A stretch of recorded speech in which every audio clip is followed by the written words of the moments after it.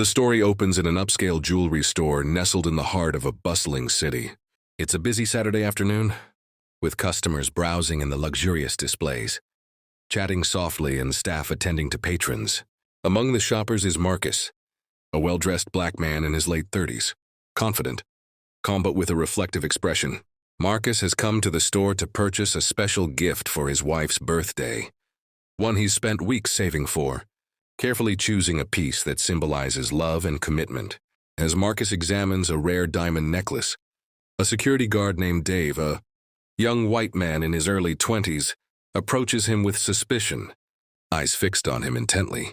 Dave's gaze lingers on Marcus a little too long, and his body language feels tense. Marcus notices, feeling slightly uncomfortable but trying to remain composed. He's experienced similar moments before, often dismissed or judged because of his race, but he's determined not to let this moment define him. Suddenly, the alarm system triggers, the store's security protocols activate, and Dave immediately approaches Marcus with urgency. "Sir, I need you to step aside for a moment," Dave says curtly, voice edged with authority. Marcus, confused, asks, "Is there a problem?" But Dave doesn't answer directly. Instead, he signals to a nearby security team, and within seconds, 2 more guards rush over. The store's atmosphere shifts from calm shopping to tense confrontation. Marcus protests, explaining that he's here to buy jewelry, that he's been a customer for years, and has all the necessary receipts and identification. But Dave and the other guards seem convinced of his guilt, perhaps influenced by their biases or assumptions. Without explaining further, they forcibly escort Marcus towards the store's exit. Onlookers watch in shock, a black man being forcefully removed based on suspicion, with whispers of racial profiling spreading among the crowd. Marcus, trying to maintain composure, politely insists he owns the jewelry, showing his wallet and phone receipts, but to no avail. The guards remain firm, dismissing his claims and insisting he's being disruptive. A confrontational scene unfolds where Marcus is unjustly ejected from the store, his dignity tarnished by the mishandling of his identity and ownership. This chapter sets a powerful tone, illustrating how prejudice, stereotypes, and systemic biases can lead to wrongful treatment, even in everyday settings like a high-end retail store. It introduces viewers to Marcus's character, distinguished by confidence but marred by frustration. It also raises questions about privilege, bias, and the importance of empathy. Marcus steps outside into the bright city street, feeling a mix of anger, shame, and resolve. Lost in thought, he recalls previous instances where racial profiling affected him, fueling a sense of systemic injustice. Passers-by glance curiously or avert their eyes, unwilling to intervene. Some reactions range from silent judgment to overt sympathy, but few step forward. He proceeds to call the store's manager, demanding an explanation. After a tense exchange, the manager, Lisa, apologizes sincerely, admitting that the incident was mishandled due to mistaken assumptions, yet implying that this kind of profiling is commonplace and often unavoidable in the current climate. Marcus feels a weight of frustration. He's been dismissed once again, his valuable time and dignity disregarded. Determined to seek justice, Marcus decides to visit the store again, this time with legal advice and a camera. He records a detailed account of the incident, documenting everything from the encounter to the store's response. Alongside this, he begins to reflect on the broader societal issues at play: racial profiling, economic disparities, and the invisibility many Black Americans face daily. Deeply upset but resolute, Marcus shares his story on social media, sparking a wave of support, outrage, and calls for accountability. He receives messages from allies, civil rights activists, and even others who have experienced similar injustices. The incident gains attention for highlighting the dangerous stereotypes that pervade retail and law enforcement practices, fueling a renewed conversation about racial bias. As the chapter unfolds, Marcus grapples with internal conflict, anger versus hope, frustration versus empowerment. He ponders whether justice will be served, and how he can turn his personal ordeal into a catalyst for change. The narrative emphasizes the importance of speaking out, organizing, and confronting systemic inequities head-on. This chapter also introduces key supporting characters, community leaders, who reach out to offer guidance, a sympathetic officer who later reaches out for dialogue, and a journalist researching similar stories nationwide. The story then shifts perspective to the store's management and security team, providing insight into their point of view. Lisa, the manager, secretly regrets the way Marcus was handled, but explains that she was pressured to prevent theft, emphasizing that the store has had issues with shoplifting from black customers in the past. The security protocol, she claims, is aimed at safety, but her words reveal a deeper troubling bias. The security team members, especially Dave, are depicted as young and inexperienced, but heavily influenced by societal stereotypes and corporate policies that prioritize security concerns over individual rights. Their attitude reflects a broader societal problem: blind reliance on racial profiling under the guise of safeguarding assets.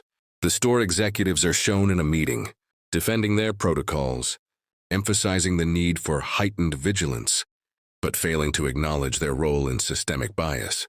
They are under pressure from higher-ups in a desire to maintain a premium brand image, which often comes at the expense of fairness and justice. This chapter aims to expose the institutional complicity in racial profiling, how policies, unwritten biases, and corporate culture contribute to perpetuating racial injustices. It highlights the importance of accountability, the dangers of stereotyping as policy, and the need for comprehensive training and reform. Through internal conflicts and organizational perspectives, viewers gain insight into how such incidents are often the result of systemic failure rather than individual malice alone. The narrative delves into the moral dilemmas faced by store managers and security personnel caught between enforcement and fairness. As the story progresses, Marcus faces emotional and psychological effects from the incident. He experiences feelings of humiliation, betrayal, and distrust not only toward the store, but also toward the societal systems that uphold racial bias. His friends and family rally around him, offering support and encouragement, emphasizing the importance of resilience and activism. Meanwhile, the black community in his neighborhood organizes a peaceful protest outside the store, demanding an apology, policy change, and accountability. Social media campaigns amplify their voices, with hashtags like Condor Justice for Marcus and Chanyar Stop Profiling trending nationally. Local journalists pick up the story, interviewing Marcus and witnesses, exposing the broader context of racial profiling in retail spaces. Stories of similar incidents from across the country are shared, creating a narrative of systemic injustice that resonates with a growing audience.